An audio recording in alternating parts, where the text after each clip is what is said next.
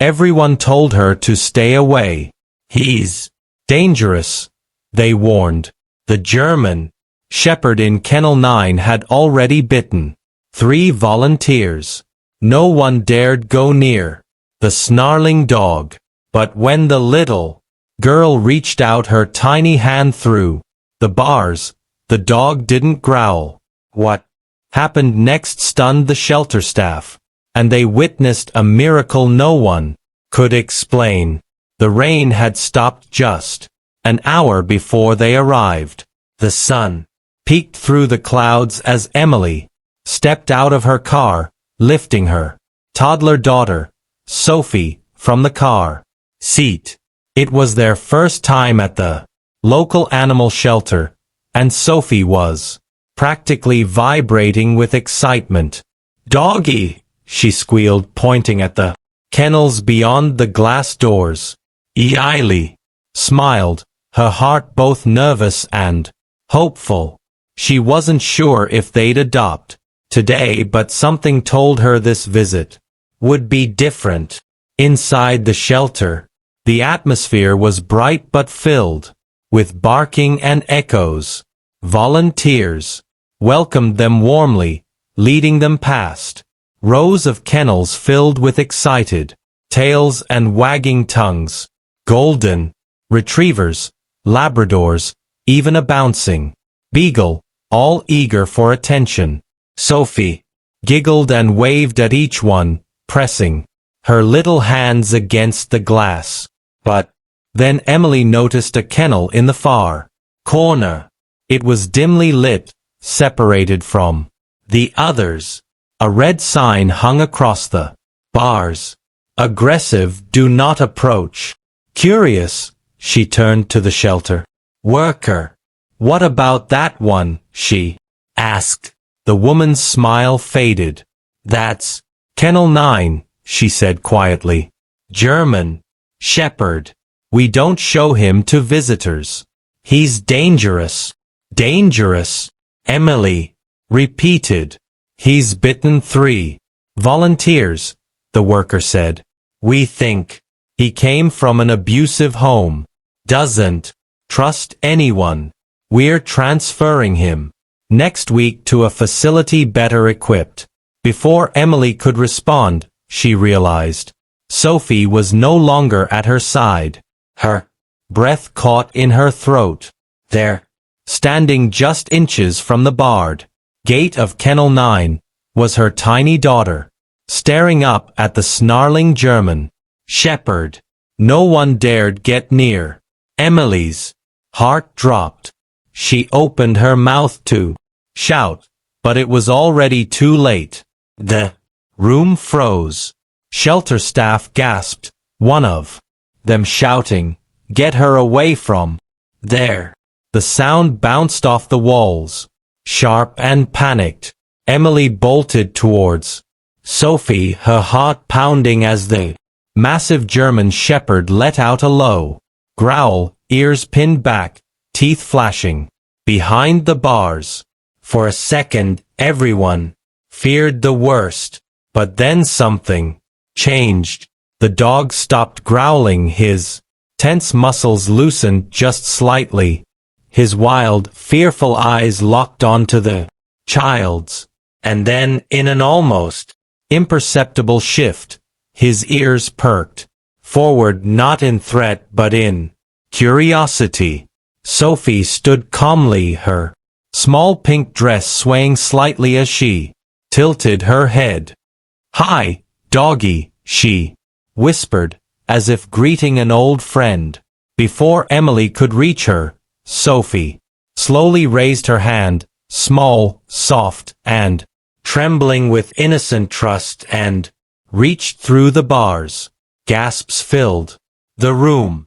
A volunteer moved to stop her, but the German shepherd didn't move to attack. Instead, he leaned forward. His massive head brushed gently against Sophie's fingers, and then he closed his eyes.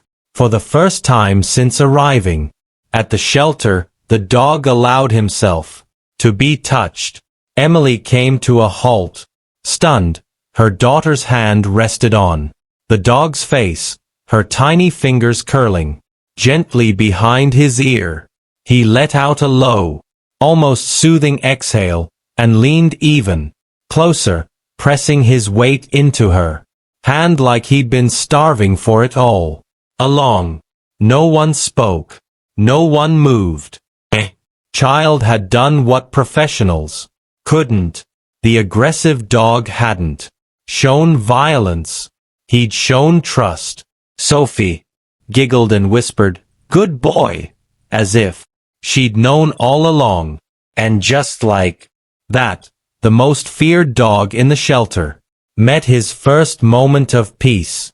Once the shock wore off, the shelter staff moved in cautiously. One worker knelt beside Emily, her voice hushed. "We've never seen him do that before," she said. "Not with anyone." Emily was still kneeling, arms gently wrapped around Sophie, who patted the dog one last time before stepping back.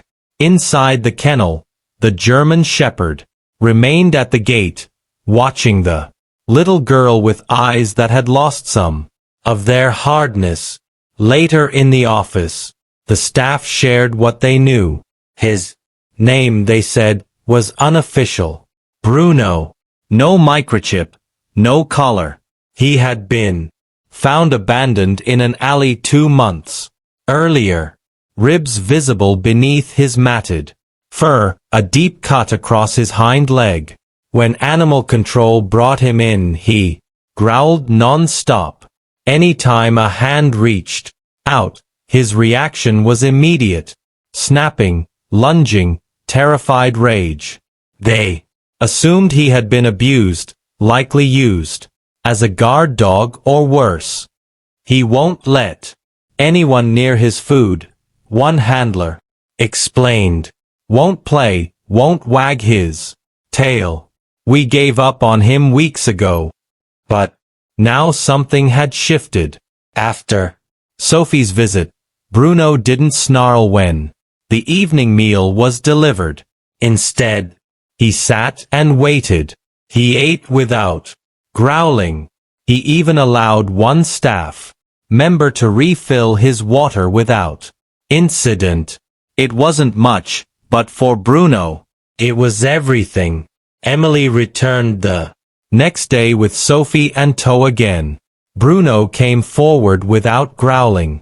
He sat when Sophie asked. He let her pet him through the bars. It was as if in this little girl, he saw something safe, something kind.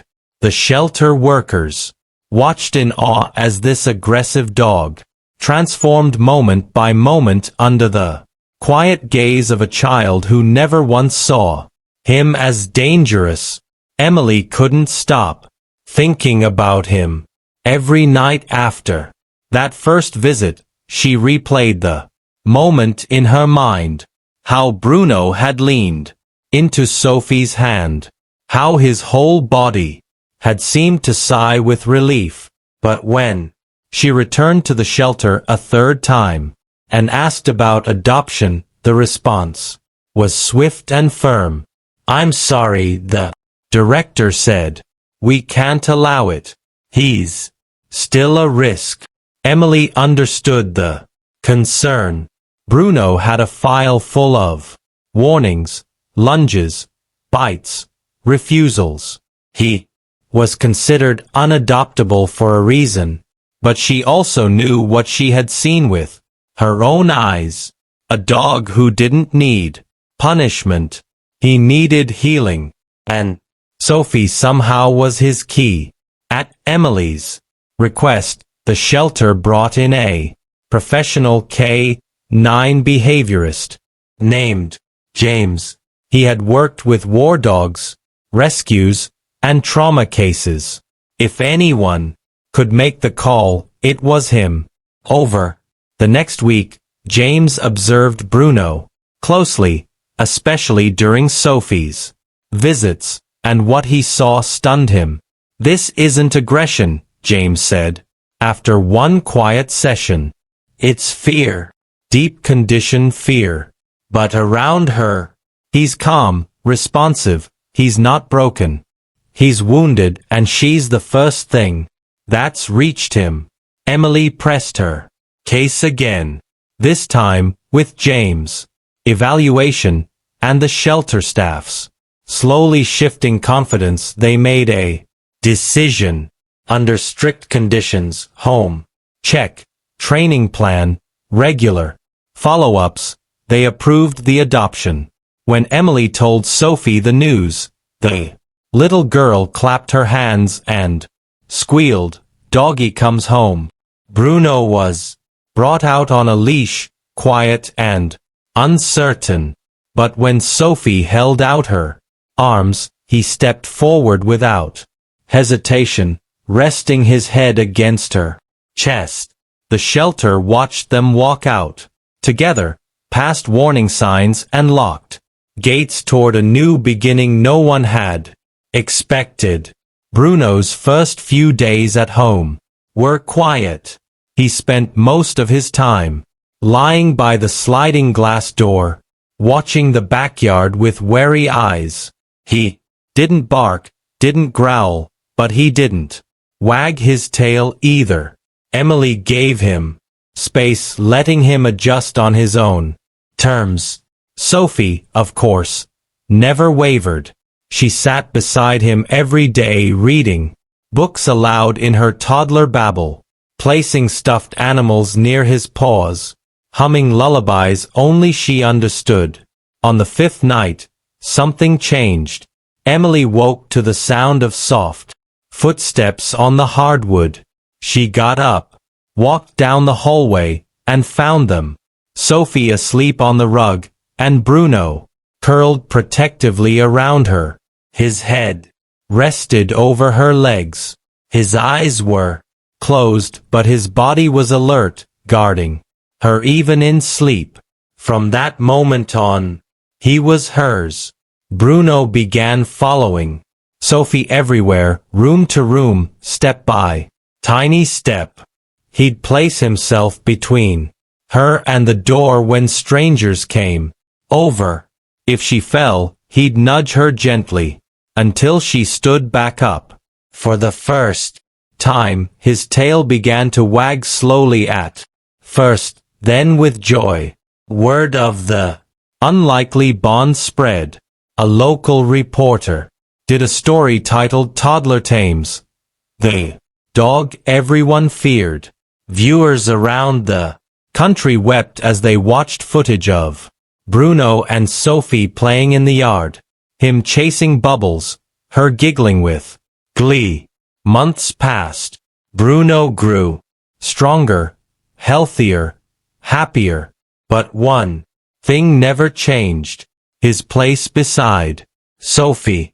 And one night, as the stars blinked overhead, Emily stood at the doorway watching them. Her daughter, asleep in the grass, and Bruno lying beside her, head resting protectively across her lap. The dog no one believed in, now guarding the girl who never gave up on him.